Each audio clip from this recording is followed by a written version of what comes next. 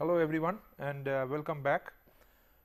Today we are going to talk about index properties of rock and rock mass.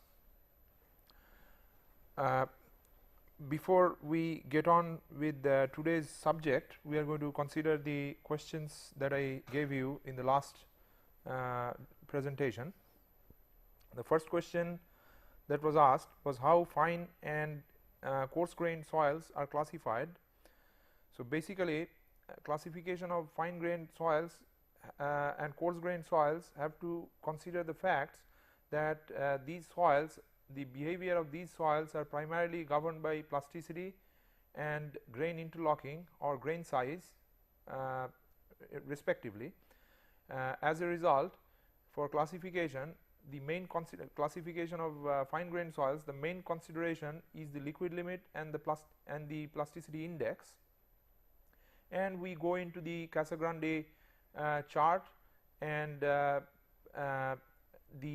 areas that is divided by this chart is subdivided again as I was explaining in the last presentation. Let me repeat what I said. So, let us say this is the standard coarsegrained plot. What you got here is a plot of liquid limit versus the plasticity index, and you have got a diagonal line, sort of a diagonal line, that is called coarsegrained's A line, and this in turn is, these zones are again subdivided by drawing vertical lines at liquid limits of 35 and 50%. This is actually according to the Indian standard classification system. In case of the ASTM standard, the line at 50% is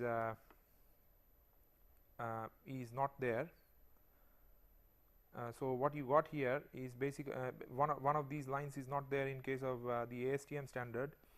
Now, what you do, and also there is another subzone near the bottom left of this particular plot, which is reserved for a category called CLML. Then what we got is basically this one is O.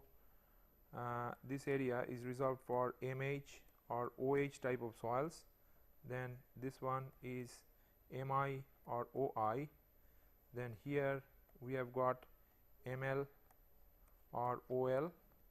Top left we have got CL. Then we have got CI, and finally on the top right we have got CH. So, this is the Indian standard classification chart for fine grained soils. Okay, now let us get back. How did we classify coarse grained soils? In classification of coarse grained soils, what we looked at is the grain size of these type of soils, and we considered only those soils which have more than 50% of coarse grained particles, that is particles that are coarser than sand size particles or coarser. That means the particles which are retained on sieve of opening size of 0.075 millimeter, and then these type of soils, so 50% of the total weight of the soil will be composed of grain size of sand size or coarser, and then there were two subcategories of this type of soils. In one of these subcategories, more than 50% of the soil is composed of gravel size particles, and as you recall from previous day's lesson, gravel size particles are those particles which are retained on mesh or sieve size of opening of 4.75 millimeter, and if more than 50% of the soil is composed of sand size particles, then they are called sands. And so, what we got here is again, so this is for coarse grained soils,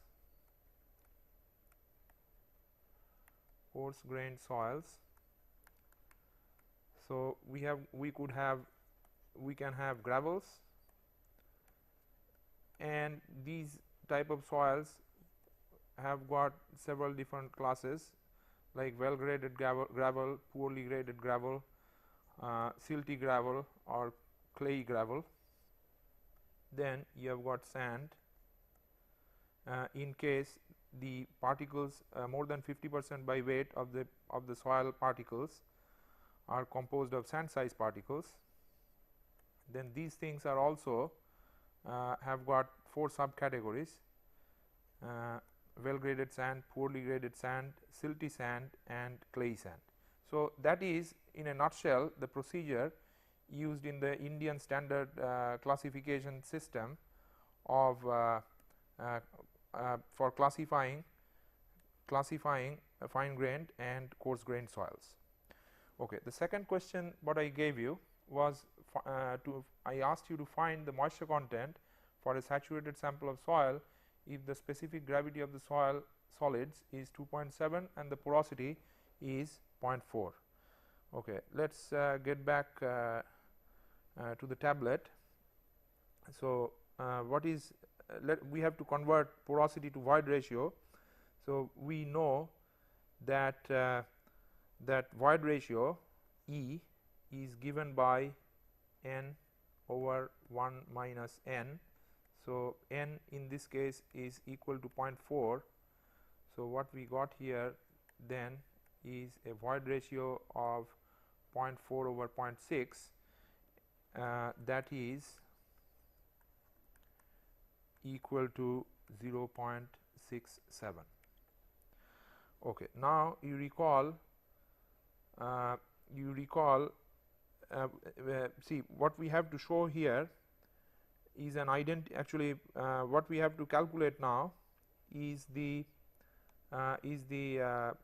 moisture content. So you recall in the last day's presentation we used an identity given by this saturation ratio multiplied by the void ratio is equal to the moisture content multiplied by the specific gravity of solids. So that gives us what? W is equal to G divided by SR W is going to be given by just the inverse of that really. So W is going to be given by saturation ratio multiplied by the void ratio divided by the specific gravity of solids. We know in this case saturation ratio is 1 because the sample is completely saturated. So our water content or moisture content will be given by the void ratio divided by the specific gravity of solids, that is 0.67 divided by 2.7, which is going to be approximately equal to 24.7%. We multiplied it by 100 and we express the moisture content in this case in percentage. Okay, so that is the second solution. And then the third question that I asked you was to prove the identity that gamma dry is equal to gamma bulk over 1 plus W, and let's look at the proof. You remember moisture content is given by weight of water divided by weight of solids. So that gives us 1 plus W equal to W plus Ws divided by Ws. That means the total weight of the 3-phase material divided by Ws. That is in turn going to be giving us Ws. this is big W, actually Ws is going to be equal to capital W, that is the weight of the entire 3-phase soil sample divided by 1 plus the moisture content. Now, gamma dry is equal to weight of solids divided by the total volume of the 3-phase material.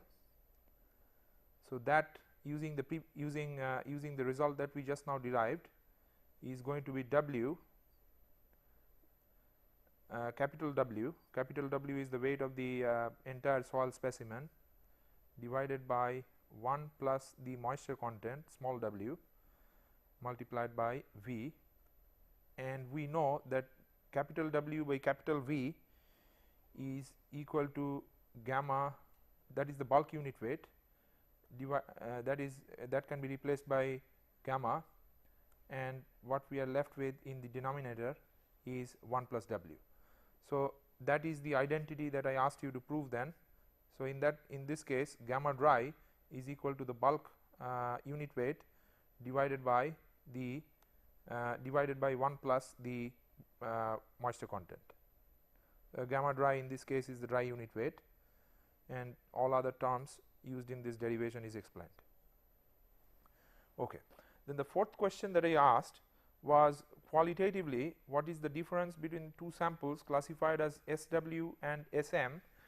So, the crux of the matter in this case is that both of these specimens, they are going to have representation of a large range of grain sizes, but the difference between SW and SM is essentially that SW, well graded sand, it has got very minor amount of fines present. So, it is basically a type of clean sand, whereas SM is the designation used to denote silty sand, which has got quite a few tens of percents of silt size particles present within the matrix.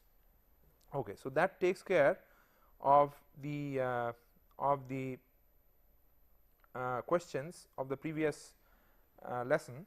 Now, we move on to the subject matter of today's lesson. So, we begin with the objectives of this lesson, what we want to learn from this particular lesson. We are going to learn the factor, we are going to list, we should be able to list the factors, main factors that govern the engineering behavior of intact rock specimens and rock masses. Then we should be able to estimate some indices that govern these behaviors, and using this insight we are going to be able to classify rock masses. Okay. So, that actually is the those are the objectives of this particular lesson. Now, let us try to understand what is that we mean in engineering sense by the term rock. Now, if you recall from our earlier lessons that rock, there is a fuzzy line that separates rock from soil, in the sense that some soils could be stronger in fact than some weaker varieties of rock. So, there is really a fuzzy line that separates rocks from soil. So, what we tried to do earlier in order to differentiate the notions of rock and soil is that we said that soils are in a sense assemblage of mineral or organic material, decomposed organic material, just like rock, but the difference between rock and soil is in the fact that individual particles that compose soil samples, they can be relatively easily separated from each other. So, for example, if we take a sample of soil and if we take it, if we mix it up with a little bit of water and we try to put it in a blender and stir it vigorously, and what we are going to end up with is that all the individual soil particles, they are going to get separated from each other. But that is not going to happen if we do the same thing with a small piece of rock. So the essential difference then is that rock mineral particles that compose a mass of rock, they are stuck together by a much stronger bond in comparison with individual soil particles. So it is the individual rock particles, they are much difficult to separate from each other. So that is the essential difference. Now it is a qualitative statement really, and there is no sacrosanct line or quantifiable line that separates the material what could be termed as rock from what could be termed as soil. And this actually gives rise to a lot of dispute, construction dispute, if the construction contract is not properly worded. Now anyway, so we then know that what is rock. Rock is essentially a natural aggregation of mineral, and this aggregation is usually cemented, and as I explained that the bond of cementation is much stronger in this case in comparison with most of the soils. Then the aggregation is more compact than the soil. That means the porosity of a rock mass is much smaller in comparison with that you would expect in case of a soil sample. Then rock mass also, I mean, if you consider a relatively large volume of rock, then you are likely to see some discontinuities within the rock mass, and rock is expected to occur in various states of weathering. So this is actually a very qualitative description of the notion that is alluded by the term rock. Then what is the second bullet? The second bullet follows essentially from the first bullet, in that rock mass response is controlled by the characteristics of both the mineral aggregation as well as the properties of the discontinuities. So what we, in order to, if we want to see the engineering behavior of rock, then we have to look at the engineering characteristics of the intact specimen of rock that is bounded by the discontinuities, as well as the properties or the characteristics of the discontinuities themselves. So this is going to be a rather challenging job in comparison with soils, because you remember that in case of soils we actually we were describing the properties of the three-phase material, considering the soil to be a continuum, not unlike in this case where the mass is actually crisscrossed by discontinuities. So that is the basic difference that we will face when we are trying to look at the engineering characteristics of rock. Now first of all, we have to look at the strength. You know, the first step in trying to characterize the rock I mean the behavior, engineering behavior of rock mass, we are going to try to characterize the properties of intact rock specimens, and the first thing that comes to mind is how you are going to characterize the strength of an intact rock specimen. So what we do typically, the easiest option is to conduct a uniaxial test, uniaxial compression test, in which we have got a core sample with a cylindrical sample of rock really that is subjected to an axial compression.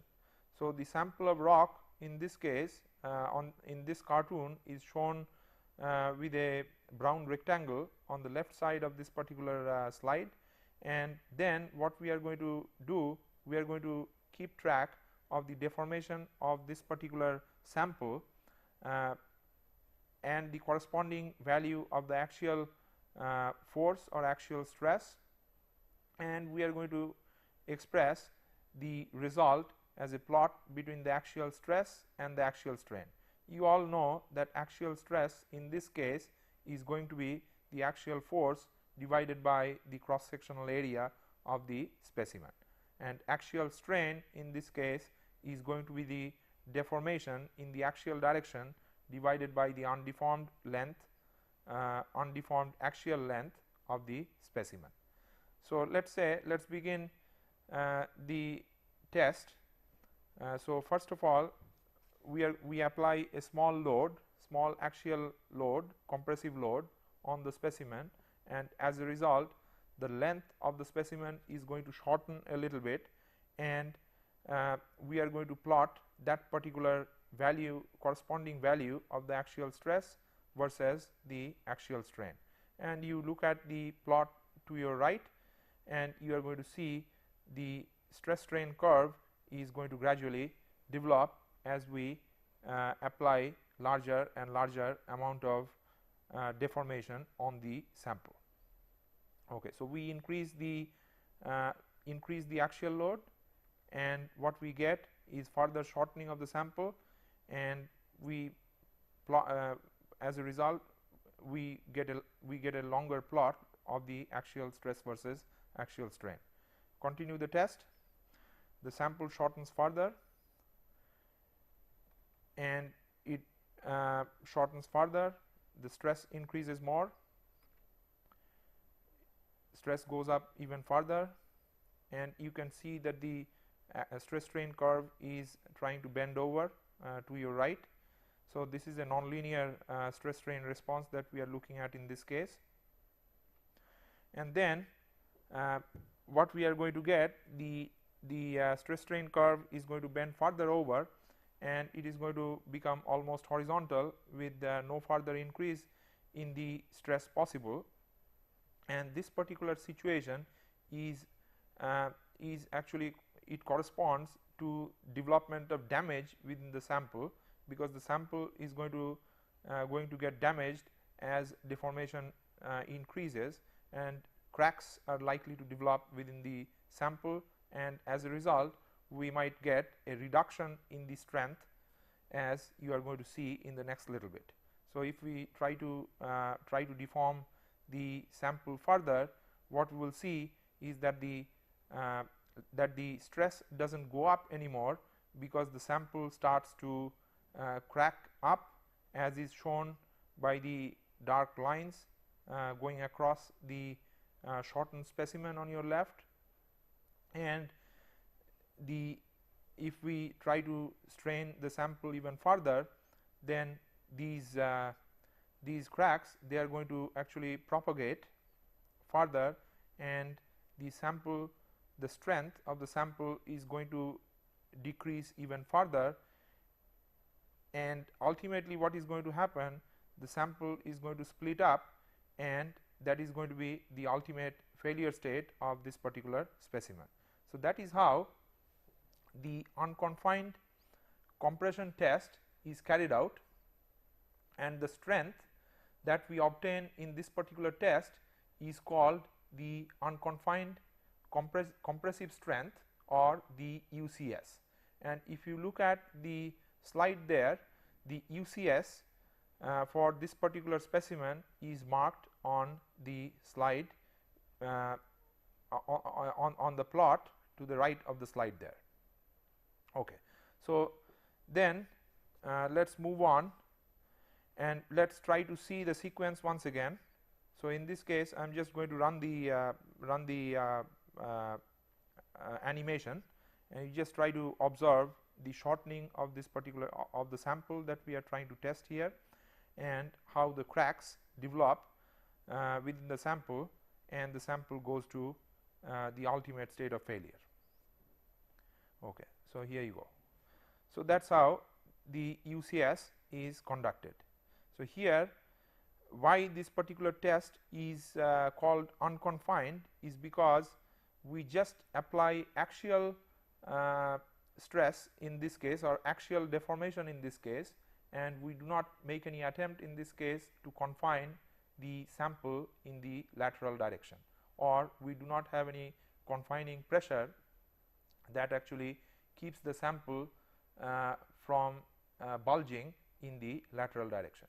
So, that is how the unconfined compression test is conducted. Okay.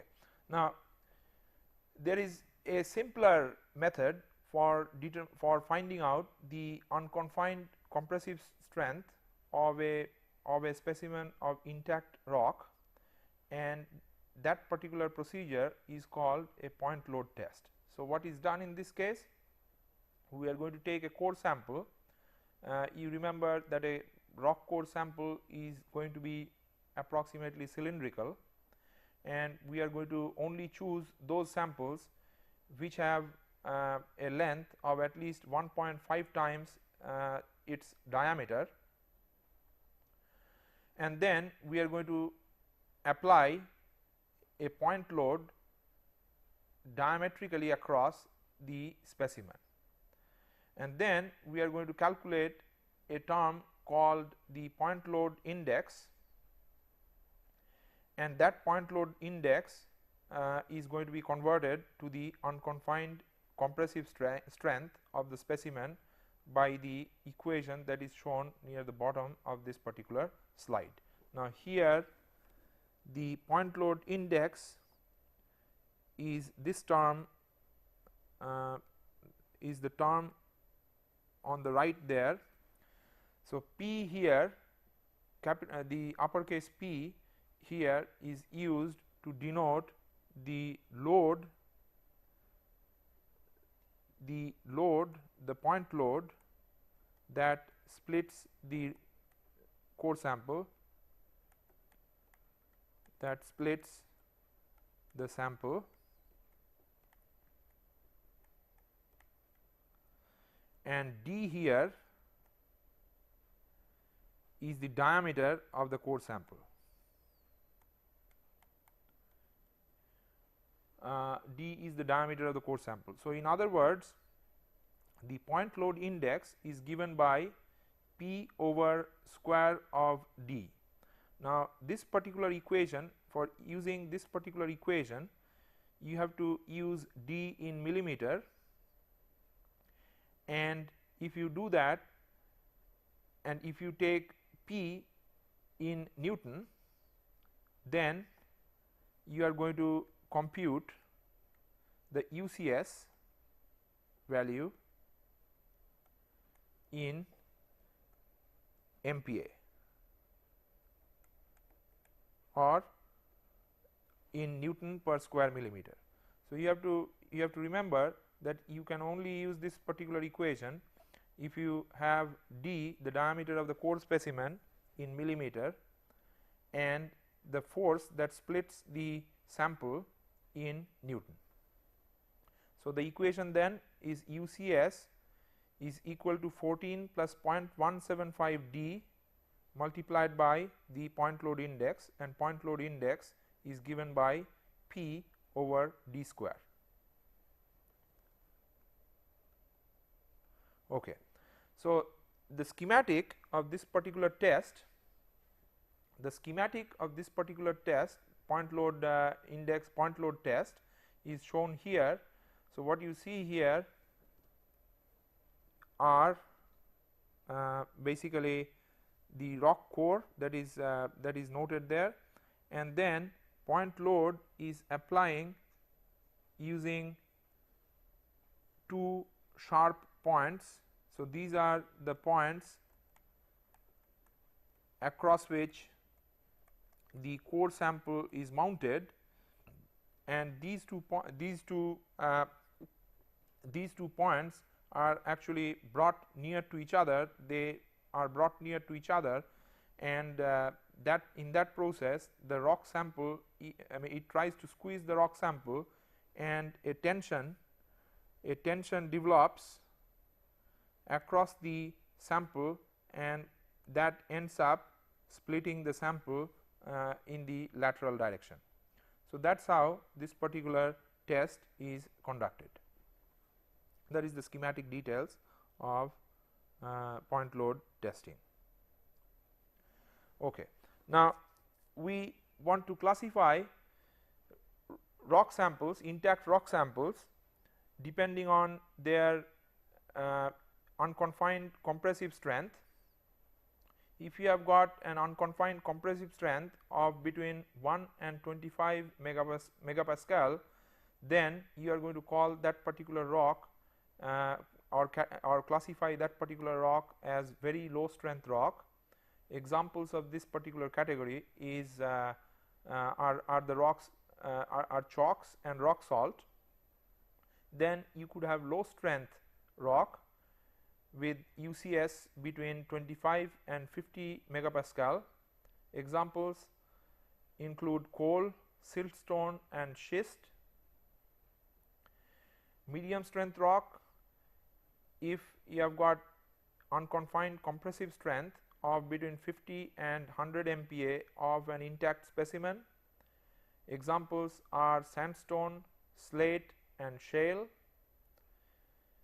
You could have high strength rock if the unconfined compressive strength goes between 100 and 200 MPa. Examples being marble, granite and gneiss. And finally, very high strength rock, if you have got unconfined compressive strength of more than 200 MPa. So, this one is in MPa, this one is in MPa, just like before. Examples are quartzite and basalt. Okay, so that is how you are going to actually classify intact specimen of rock based on their unconfined compressive strength. Now, we know that characterization of intact specimen is only only about half of the total problem, because we have to now categorize or characterize the discontinuities in terms of their behavior and strength. So, what do we mean by discontinuities? They could be of different types, and all of them, many of them have already been discussed when we were talking about different types of rocks. The first type of discontinuity belong to the category of bedding planes and foliation. So, you remember in case of gneiss or schists, what we had is basically relatively thin lamination of alternate layers of different minerals. So, this kind of stacking is called foliation, and you can have bedding planes in case of sedimentary rocks, and we discussed the details or details of the geometry of these characteristics. And then we can have folds. So, what we mean by folds is basically, let's say you have got a rock mass which has got horizontal bedding like that, and this particular rock mass is subjected to a compressive load in the lateral direction. Then what is going to happen is that the bedding, they are going to bulge up in this manner,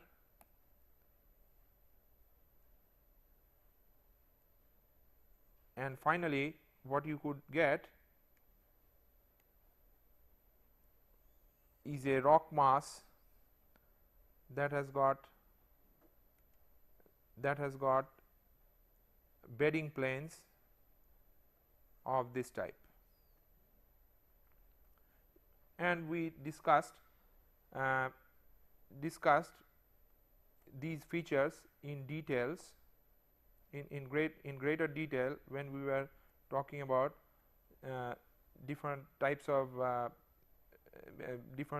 faults and folds in one of the earlier lessons. Okay, so that is what is fold. Then you could have joints. So, what are joints? Joints are basically static discontinuities. Joints basically are static discontinuities. That means, let us say you are for a volcanic rock is being formed, and when the magma cools, then different parts of magma solidifies at different rates, and as a result the magma could shrink, and that leads to the development of joints within the mass of cooling magma, and these joints, they remain within the body of rock, and this particular type of discontinuity is given the name joints. So, joint are essentially static discontinuities in the sense that basically they are not because of relative movement of different parts of the rock mass. So, we talked about different joint sets because in our earlier lessons we talked about columnar basalts and pillow basalts. So, you could have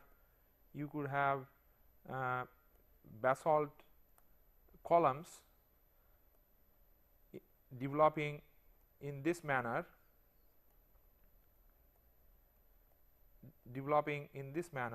because of differential cooling within different portions of the magma. So, in this case these features are called joints. So, these are the joints, and this is an example of joints for a type of rock called columnar basalt.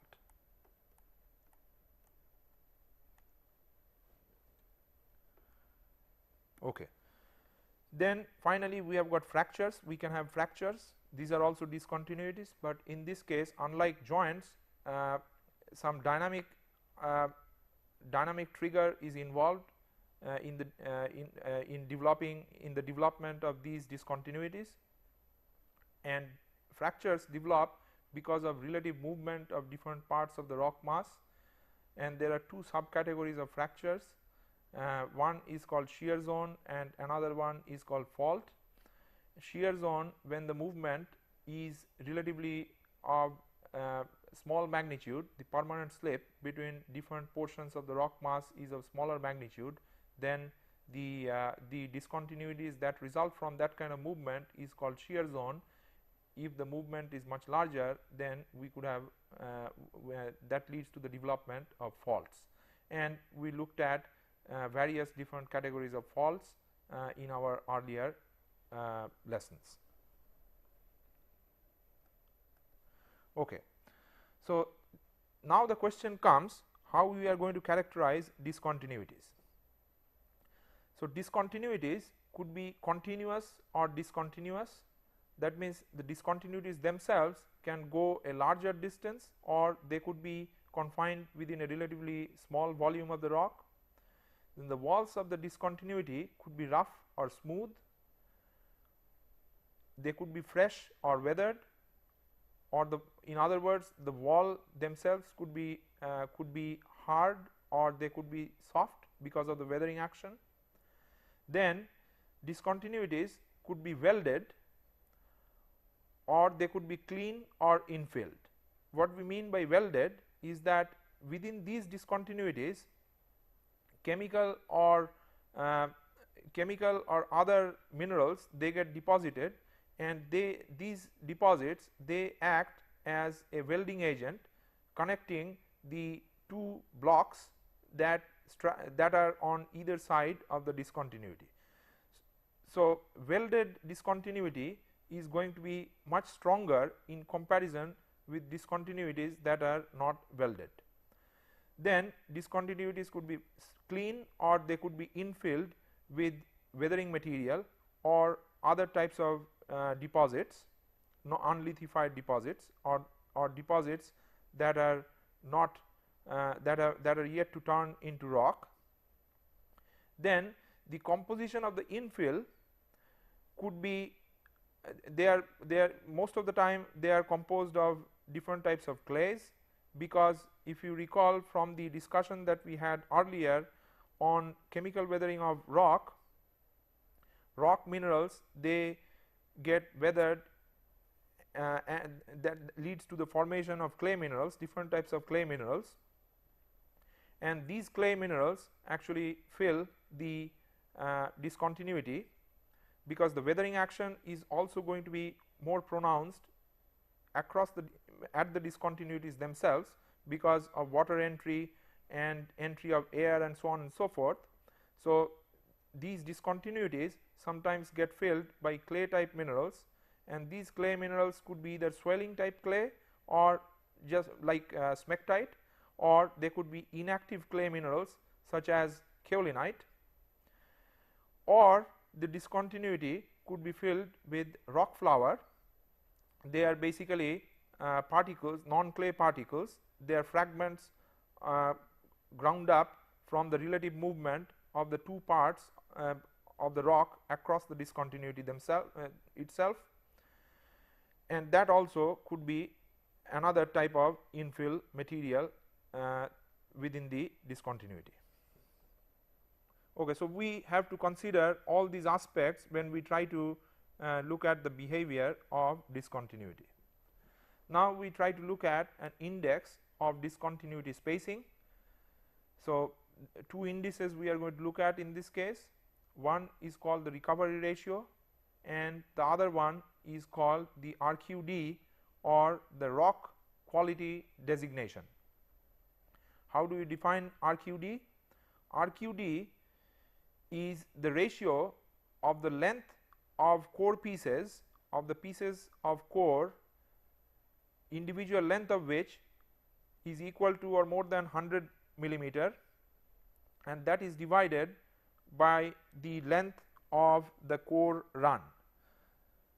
Once again, RQD is given by the length of pieces of a core specimen which are more than 4 inches long, 100 millimeter long, and we are going to divide that, the cumulative length of those pieces which are more than 100 millimeter long, by the length of the entire core run. Now, RQD is typically expressed only for cores that are more than or equal to 54.7 millimeter diameter, drilled with double tube core barrel. Then recovery ratio, the second index, is given by the length of the core recovered divided by the length of the core run. So, in this case, let us consider the core sample near the bottom of this particular slide. So, here let us say we have got more than, I mean this particular core piece is more than 100 millimeter long. Then let us say this particular core piece of core sample is also more than 100 millimeter long. Then there is another long core piece that is this much out here, and we have got another one which is out here. So, what is going to be the RQD in this case? Let us call this one L1, this one L2, then the third piece as L3, and the fourth one is L4, and the core run in this case, let us express that by the symbol R. So, what we are going to get in this case, RQD is going to be equal to L1 plus L2 plus L3 plus L4, and this entire thing is going to be divided by R, and this particular ratio is oftentimes expressed as a percentage. Okay. Then let us consider for this sample itself how we are going to express the recovery. So, recovery in this case is going to be given by the length of the core recovered, that in this case is this much, and that is going to be divided by the length of the core run.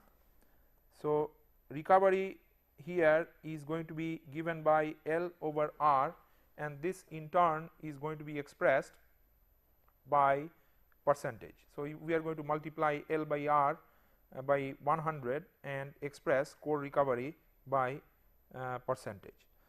So, both RQD and recovery, if you recall, when we discussed the logging activity of subsurface investigation, both RQD and recovery are details that needs to be included in the log that describes the drilling process,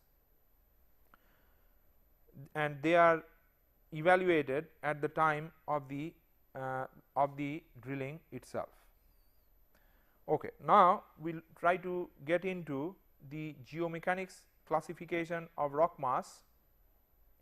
So, first of all, we are going to consider the UCS, unconfined compressive strength of the rock mass, and we are going to assign a score R1 depending on what is the value of the unconfined compressive strength of intact specimen of rock.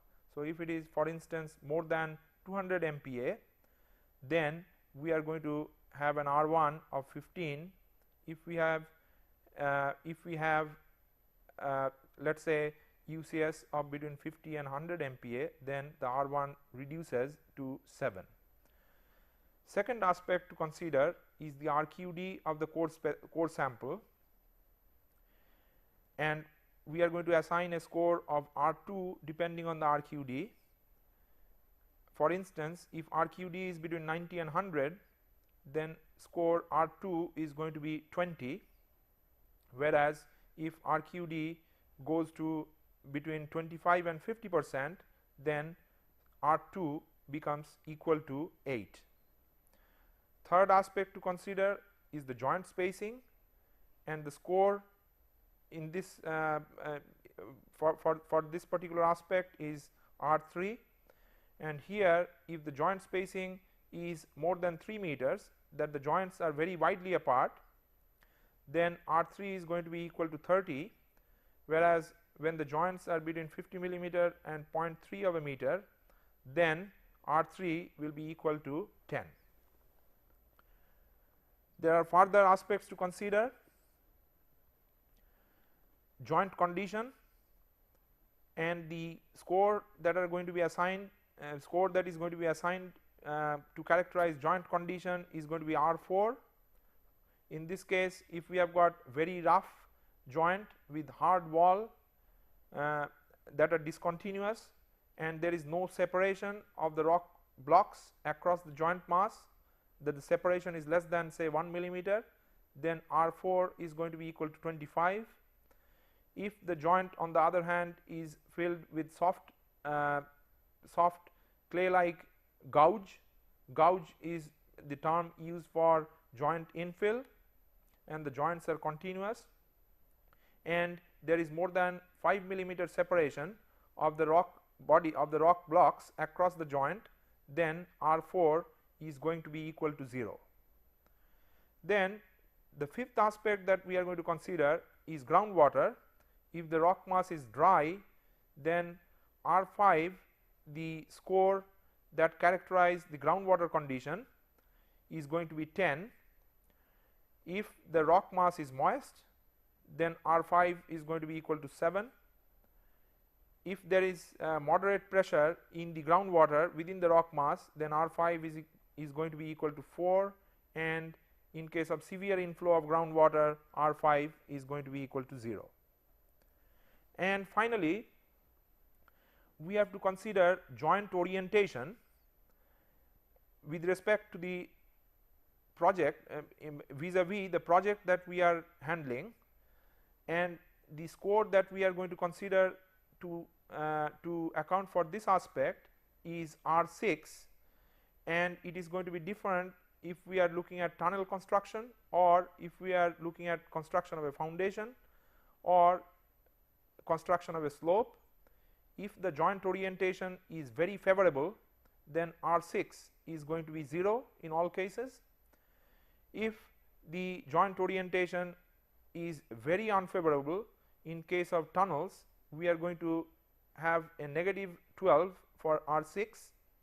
In case of foundation, we are going to have negative 25, and in case of R6, in case of slopes, we are going to have negative 60. Then what we do is we sum up all the R values, all the ratings or all the scores R1 through R6, and the sum is given the name as rock mass rating. If the rock mass, or RMR, actually rock mass rating or RMR. So, if RMR is between 100 and 81, then the rock class is 1. If RMR goes to between 41 and 60, then rock class is 3. If on the other hand RMR is less than 20, then rock class is 5. And you can easily intuitively see that the strength of rock mass is going to be very high if you have got an RMR of between 100 and 81. If you have got a class 3 rock, the strength is going to be moderate, intermediate, and if you have got class 5 rock, then the strength of the rock mass is going to be very low. At this time, we are not going to consider the correlations between RMR and the design strength of rock, but you should be aware that those kind of correlations are available, and we are going to consider those correlations connecting the rock mass rating and the shear strength of rock later on in one of the future presentations. Okay. What we learnt in this particular lesson, we looked at the fundamental factors that affect the engineering behavior of intact rock and rock mass. We considered indices of engineering behavior of intact rock and rock mass. For example, we looked at RQD, we looked at the UCS, we looked at the recovery ratio. They were the indices that we considered in order to describe the behavior, engineering behavior of the intact specimen as well as the mass, a jointed rock mass. And we also looked at some of the procedures that are used for estimating these indices. Okay. In order to wrap up this particular lesson, I am going to leave you with a number of questions. First of all, you try to answer these questions at your leisure, and I am going to give you my answers when we meet again in the next lesson. The first question is, what are the differences between joints and fractures? Second question, is a sandstone core sample of 55 millimeter diameter failed in a point load test at 17,000 meganewton force, and you are asked to estimate the unconfined compressive strength of that core sample of the intact rock. The third question is, classify the following granite rock mass for a tunnel construction, and the given parameters are UCS equal to 150 MPa, RQD is equal to 70%, joints are with rough surfaces, joints have got rough surfaces and hard wall, and the spacing between individual joints is 0.5 meter, and the separation of the blocks of rock across the joints is less than 1 millimeter. Now, this particular rock mass contains groundwater under moderate pressure, and the joint orientation is fair with respect to the tunnel alignment. So, you try to answer these questions following the procedure that has been described in this lesson, and when we meet again, we will take up these questions and consider the answers. So, thank you very much, and bye for now.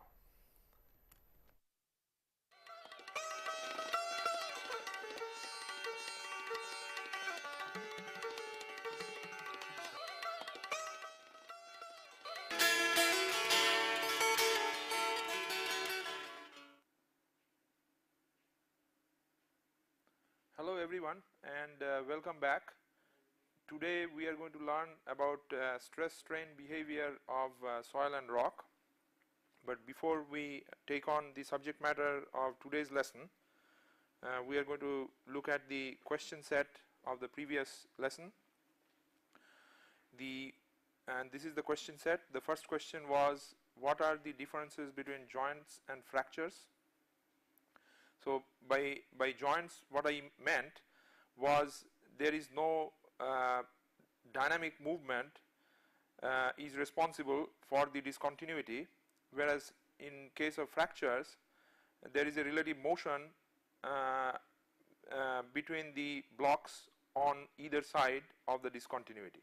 So joints, for instance, could arise because of the differential cooling of the original rock forming material, semi-solid rock forming material or magma, and because of that there might have been cracking within the body of the semi-solid object, and these things remain in the rock mass, and these features we are going to call by the keyword joint, whereas fractures develops later on during the lifetime of the rock mass because of relative movement between different portions within the rock mass. So that is the essential difference between joints and fractures. Then the second question that I asked was, a sandstone core sample of 55 millimeter diameter failed in a point load test at 17,000 meganewton force, estimate the UCS. So the problem here is like this. We have got a core sample, and that core sample has got a diameter of 55 millimeter, and this particular core sample was subjected to a point load test, and when P became equal to 17,000 meganewton, this particular core cracked. So this is the problem, and based on this data set we are going to